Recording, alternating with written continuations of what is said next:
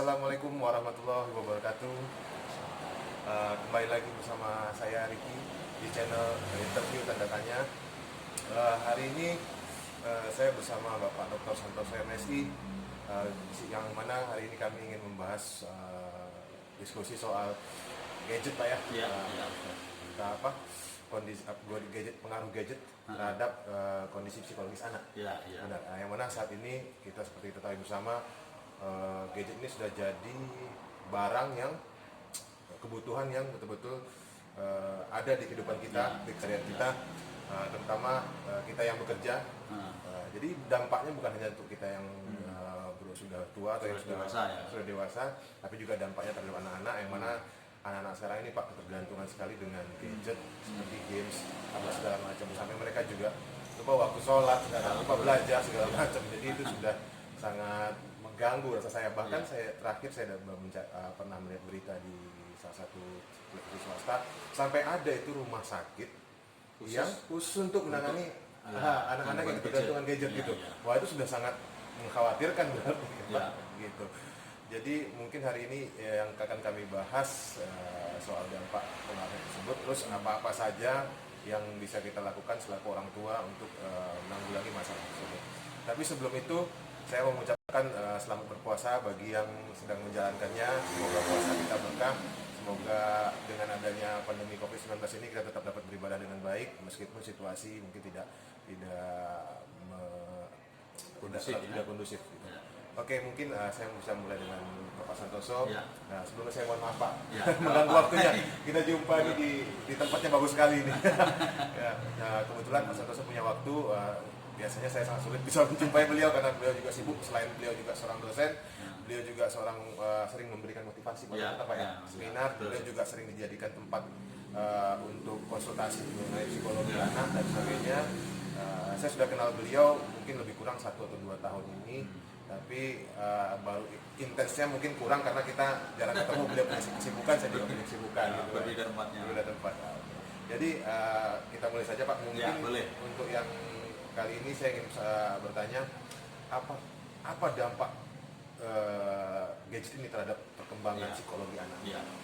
Jadi sebelum sampai ke dampak, barangkali yang harus didudukkan dulu adalah fenomena tentang gadget.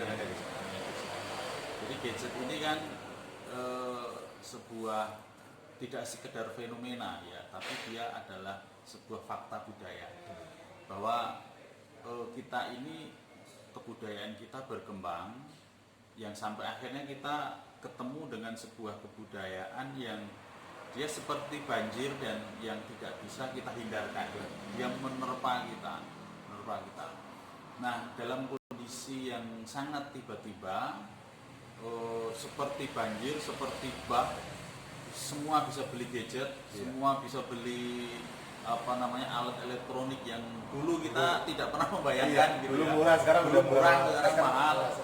Sekarang sangat murah sekali. Dengan harga 1 juta aja udah komplit. Sudah komplit ya kan. Nah, ini sebenarnya ada positif dan ada negatifnya ya. Karena kebudayaan itu sebenarnya sebuah hasil karya kehidupan yang dia menjawab seluruh persoalan zaman. Nah, jadi zaman kita ya zaman seperti ini. Cuman persoalannya adalah banjirnya fenomena atau fakta gadget ini kemudian tidak seimbang dengan penanaman nilai pada anak-anak gitu. Penanaman nilai-nilai bagaimana kita menghadapi sebuah alat kebudayaan ini gitu.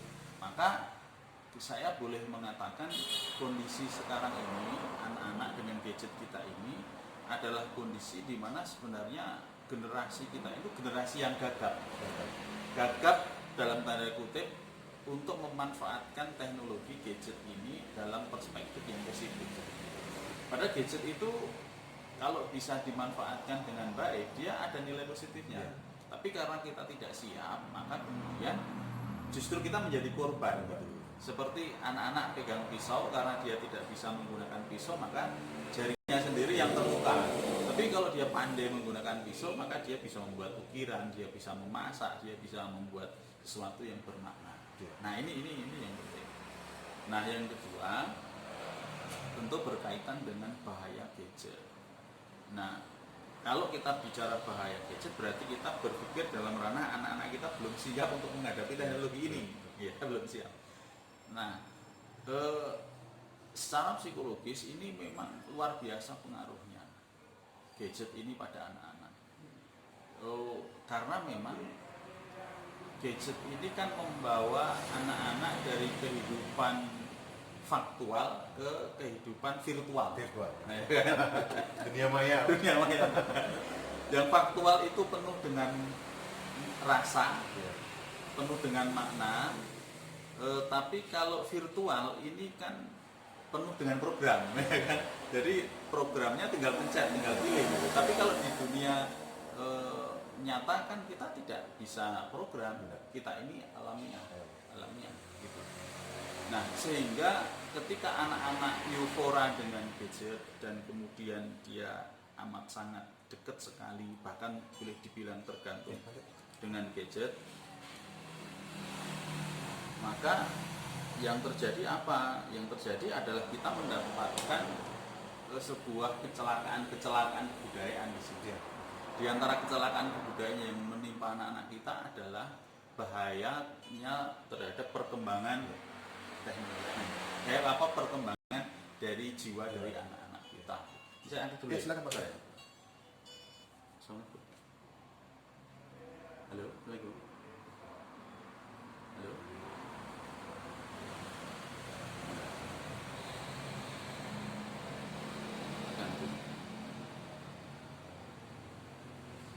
Bisa diedit kok Pak. Bisa kita edit. Nah, jadi bahaya teknologi ini pada perkembangan anak bisa bermacam-macam ya. Dalam ranah kognitif misalnya, dalam ranah kognitif pengembangan pola pikir sebenarnya anak-anak ini kalau kita lihat dari aspek resikonya dia luar biasa. Pertama daya kreatif dari anak-anak ini menjadi sangat terbatas. Kenapa kok terbatas? Karena di sana tidak ada dinamika yang cukup untuk merespon anak-anak mengembangkan pola pikir sebagaimana dia hidup di dunia nyata. Kalau dia main game ya dia main game dengan pola yang sudah ada di situ, tidak ada pola-pola lain yang merupakan alternatif bisa dia jadikan sebagai dasar pengembangan kognitif dia, tapi dia harus mengikut pola yang ada di situ. Kalau sudah habis ya game over ya sudah, tinggal pencet gitu kan. Tapi kalau anak-anak bermain misalnya di dalam kehidupan nyata dengan kawan-kawannya, maka ini rangsangan daya kognitifnya itu akan sangat luar biasa. Ketika dia berantem dengan kawannya, maka dia berpikir bagaimana dia membuat rekonsiliasi. Tapi kalau ini kan tidak ada rekonsiliasi. Tidak tatap muka, fisik gitu. Tinggal pencet ya, tinggal replay ulang kan gitu kan. Nah, jadi ada kemampuan kreativitas yang di situ kemudian terhambat. Itu dari sisi kreativitas ya. Kemudian masih dalam konteks kognitif lagi, daya imajinasi anak-anak itu juga menjadi sangat terbatas sekali perkembangannya. Kenapa begitu? Karena anak-anak di situ tidak dihadapkan dengan stimulan-stimulan yang variatif. Ya stimulannya ya pokoknya sebatas program game itu misalnya ya, atau program tertentu yang dia pilih. Tetapi Pak mau diangkat apa? Angkat nih. Nanti itu bisa kok. Oke ya, jadi ini dari aspek kognitif ya.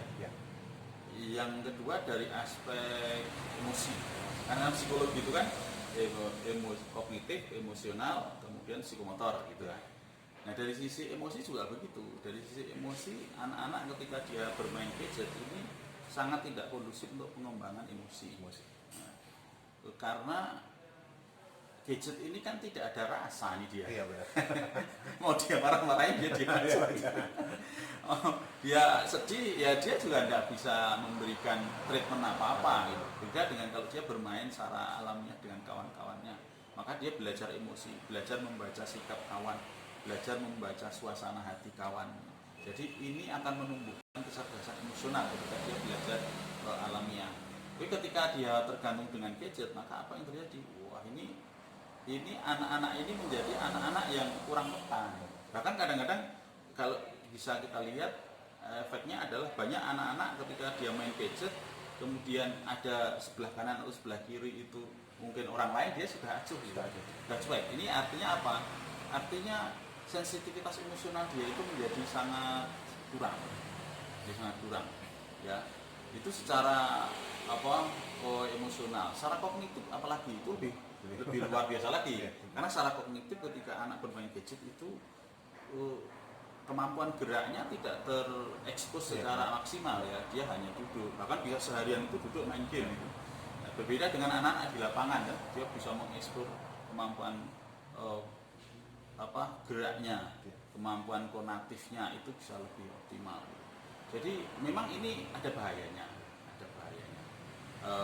Di samping bahaya-bahaya yang sifatnya radikal bebas, yang berupa sinyal-sinyal yang negatif yang kemudian ini mengganggu daripada kondisi biologis dan saraf dari anak-anak kita, ya. Ini kan banyak sekali ini anak-anak yang kemudian mengalami gangguan-gangguan sistem saraf dia. Kenapa? Karena ada radiasi yang kemudian mengganggu sistem saraf dia, dan ini luar biasa.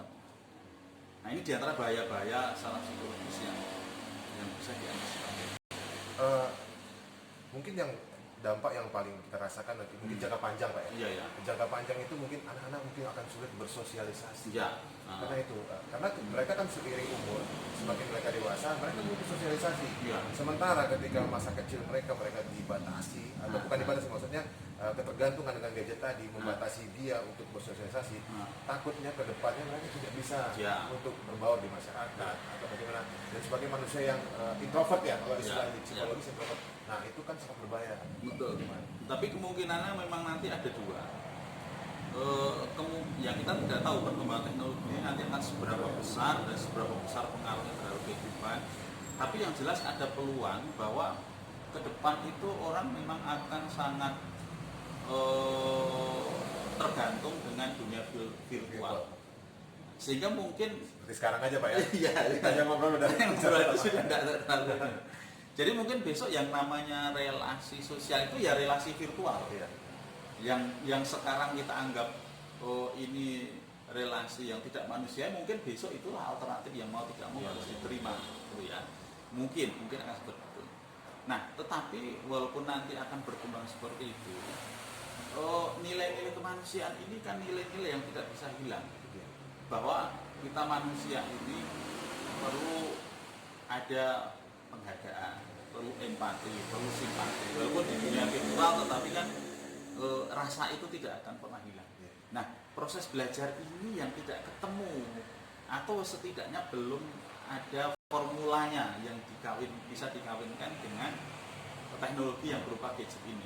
Nah, maka untuk mengantisipasinya sebenarnya perlu ada metodologi di mana nilai-nilai konvensional, terutama nilai-nilai humanisme ini kemudian bisa dikawinkan dengan perkembangan teknologi, sehingga anak-anak tidak kehilangan momentum untuk mengikuti teknologi, perkembangan teknologi, tapi di satu sisi dia juga punya kapasitas untuk menghargai nilai-nilai kemanusiaan. Nah, ini yang harus dikembangkan.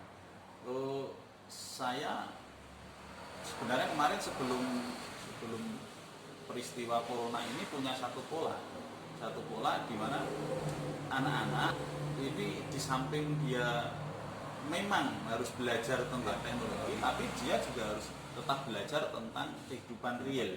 Maka saya buat program namanya Weekend School, misalnya. Jadi sekolah kepribadian akhir pekan, di mana anak-anak itu satu hari terlepas dari gadget, tidak mengharamkan gadget, ya, tapi mencoba membuat jarak dengan gadget, dan kemudian dia belajar dalam kehidupan nyata yang itu nanti akan bisa menjadi bekal bagi dia untuk membangun nilai-nilai kemanusiaan secara alamiah. Jadi mungkin yang bisa saya tangkap di sini banyak peranan dari di luar anak yang betul-betul harus ikut serta di situ. Betul. Terutama itu peranan orang tua. Kemudian yang kedua itu peranan sekolah, Pak. Betul. Karena dengan adanya di sekolah mereka otomatis kan gadget tidak terlalu dipakai, mereka lebih bersosialisasi ke teman-temannya. Namun di rumah itu mungkin peran orang tua. Jadi pembatasan, benar. Berarti kita tidak alergi dengan gadget, tapi pembatasan penggunaannya tadi yang penting gitu loh. Jadi peran sekolah sama peran orang tua itu benar-benar krusial, sangat krusial gitu. Mungkin boleh kita bagi waktu. Nak main jam segini saja bolehnya, ada jam berapa sampai jam berapa gitu. Karena memang sebenarnya bukan hanya game, Pak, ya. Yang saya lihat sih kalau game saya aja yang sudah subuh segini masih main game juga, Pak. Jadi mungkin ya seperti penggunaan handphone itu bisa kita pakai untuk mungkin editing video. Itu dia. Jadi itulah nilai-nilai yang seharusnya dikembangkan berkaitan dengan perkembangan teknologi. Jadi bagaimana kita tidak menjadi korban dari gadget, tapi kita bisa menjadi subjek yang bisa memanfaatkan gadget. Maka nilai-nilai kreativitas sesungguhnya ini harus dikembangkan. Maka proses pendidikan di kelas, di sekolah ini juga harus berubah. Berubah dalam artian mulai memberikan ruang literasi teknologi, sehingga anak-anak belajar tidak seperti dulu anak-anak mendengarkan guru ngomong atau menulis di papan tulis, tidak, tapi anak-anak sudah mulai menggunakan teknologi gadget ketika dia belajar. Dan belajarnya tentu tidak seperti dulu anak-anak duduk diam gitu kan. Nah sekarang harus lebih progresif lagi, karena dengan gadget anak-anak sekarang bisa belajar untuk observasi, bisa belajar untuk membuat film-film pendek, bisa dokumenter dan sebagainya. Ini tentu disesuaikan dengan materi-materi pelajaran yang sesuai gitu ya. Nah ini yang harus ada transformasi ke arah sana. Begitu juga dengan orang tua. Jadi orang tua juga di rumah memberikan gadget itu bukan semata-mata supaya anaknya ini menjadi tenang, tidak mengganggu pekerjaan orang tua. Karena orang tua seperti itu tuh, kasihan. Udah nanti handphone gitu, biar dia bisa kerja gitu. Nah itu harus dirubah. Itu justru akan menjadi bahaya, gitu kan? Sebab pasti tidak akan terkontrol. Tapi di rumah harus mulai mengembangkan pola-pola pola-pola asuh yang dia berbasis teknologi sekarang.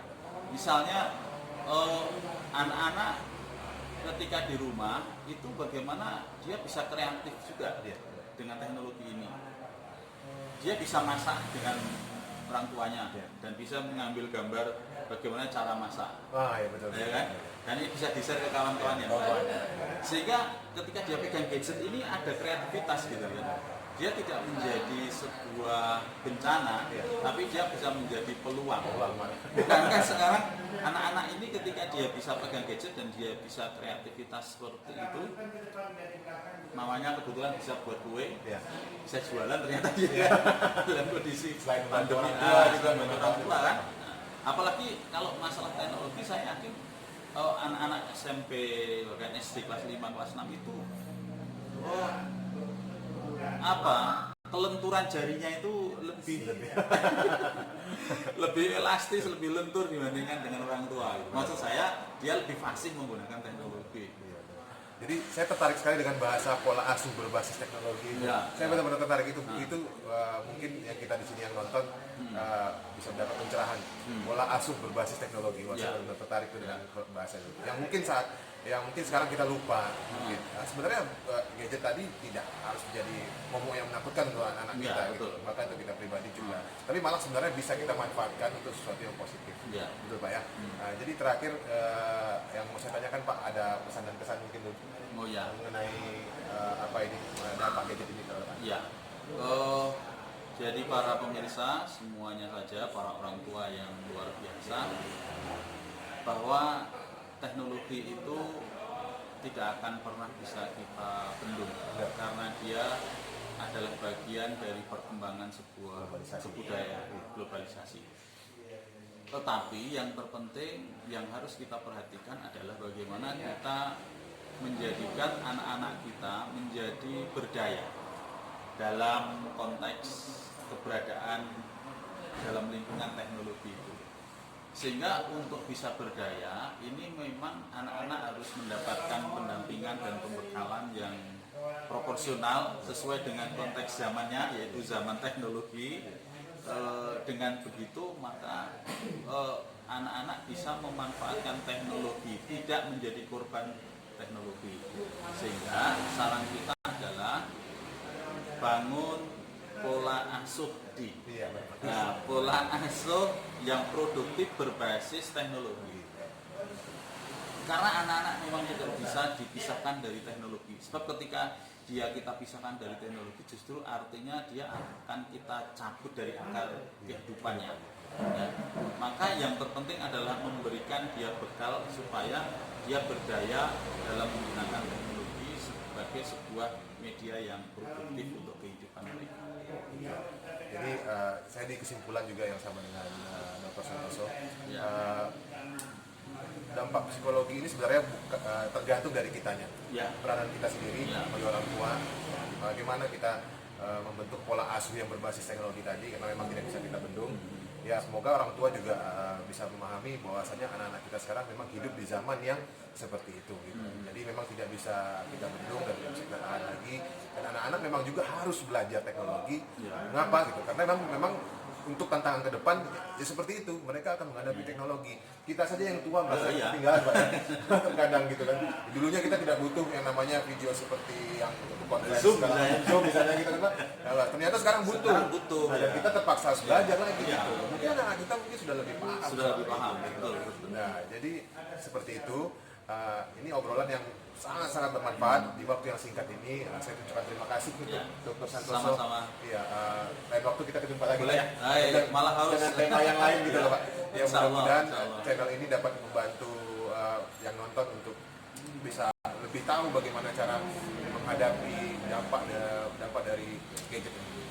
Mungkin sekian dulu dari saya. Terima kasih.